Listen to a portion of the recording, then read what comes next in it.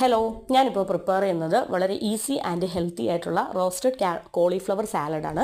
അപ്പോൾ ഇതിൻ്റെ main ingredient എന്ന് പറയുന്നത് കോളിഫ്ലവർ ആണ്. ബാക്കിയുള്ള ഐറ്റംസ് ഒക്കെയാണ് ഞാൻ ഈ നിരത്തി വെച്ചിരിക്കുന്നത്. അപ്പോൾ ഏറ്റവും ആദ്യം നമ്മുടെ കോളിഫ്ലവർ ഉപ്പും ചേർത്ത് ഒരു 10 മിനിറ്റ്സ് ബോയിൽ ചെയ്യണം. അതിന് ശേഷം എന്ത് ചെയ്യണം, അത് ഡ്രെയിൻ ചെയ്യണം.